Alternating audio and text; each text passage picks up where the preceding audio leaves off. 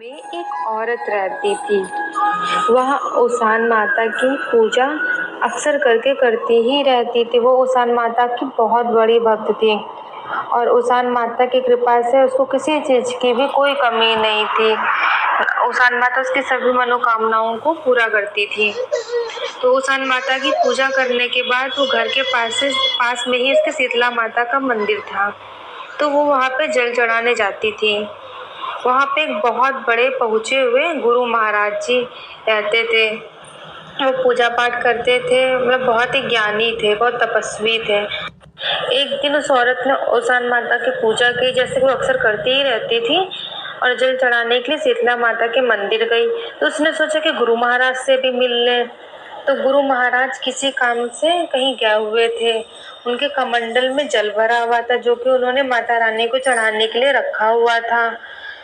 तो वहाँ पे एक पेड़ पे पास में पेड़ था नीम का, जिसमें छोटी सी गौरैया रहती थी। गौरैया को प्यास लगी, उसने इधर उधर देखा कोई नहीं है, और उसने कमंडल में रखे पानी में अपनी चोंच डुबो के अपनी प्यास बुझा ली।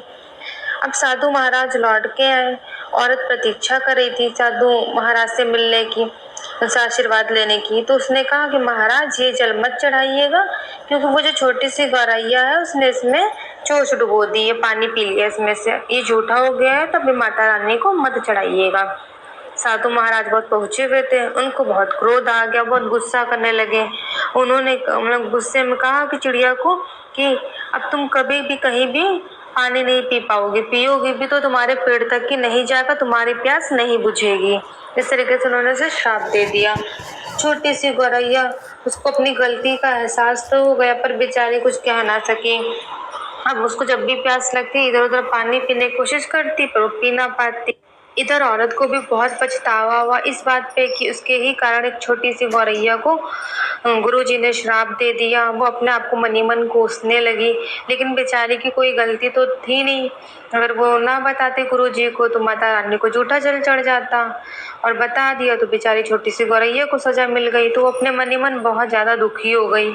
एक दिन वह औरत औसान माता की पूजा कर रही थी, तो उसने कहा, हे औसान माता, मेरी वजह से छोटी सी गौरैया को इतनी ज़्यादा तकलीफ झेलनी पड़ रही है, कृपया करके उसको पानी पी लेने दीजिए।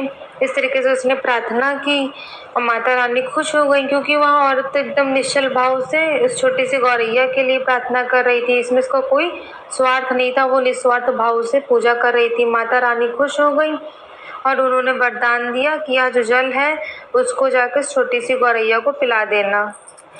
जब वो औरत शीतला माता के मंदिर पहुंची तो उसने शीतला माता को उस दिन जल नहीं चढ़ाया। उसने प्रसाद रूपी जो जल था वो जल जाके नीम के पेड़ के नीचे गौरैया के पास रख दिया और प्रार्थना करने लगे कि आकर जल ग्रहण कर लो, ये प्रसाद औसान माता ने भेजा है। चिड़िया आई और उसने जल को ग्रहण किया और इस बार उसकी प्यास बुझ गई। औरत ने मनी मन माता रानी का धन्यवाद किया और गौरैया भी अपने मन में सोचने लगी कि उस दिन उसने यह गलती ना की थी। बिना सोचे समझे उसने जो काम किया था तो वह इतने दिन यह मुसीबत ना झेलती। तो बिना सोचे समझे में कोई काम नहीं करना चाहिए। उसान माता सब पे अपनी कृपा बनाए रखना। सब लोग प्यार से बोले जय माता दी, जय हो उसान मैया की। में एक औरत रहती थी। वह उसान माता की पूजा अक्सर करती ही रहती थी। वो उसान माता की बहुत बड़ी भक्त थी और उसान माता की कृपा से उसको किसी चीज़ की भी कोई कमी नहीं थी। उसान माता उसकी सभी मनोकामनाओं को पूरा करती थी। तो उसान माता की पूजा करने के बाद वो घर के पास में ही उसके शीतला माता का मंदिर था, तो वो वहाँ पे जल चढ़ाने जाती थी। वहाँ पे एक बहुत बड़े पहुँचे हुए गुरु महाराज जी रहते थे। वो पूजा पाठ करते थे, मतलब बहुत ही ज्ञानी थे, बहुत तपस्वी थे। एक दिन उस औरत ने उसान माता की पूजा की, जैसे वो अक्सर करती ही रहती थी, और जल चढ़ाने के लिए शीतला माता के मंदिर गई।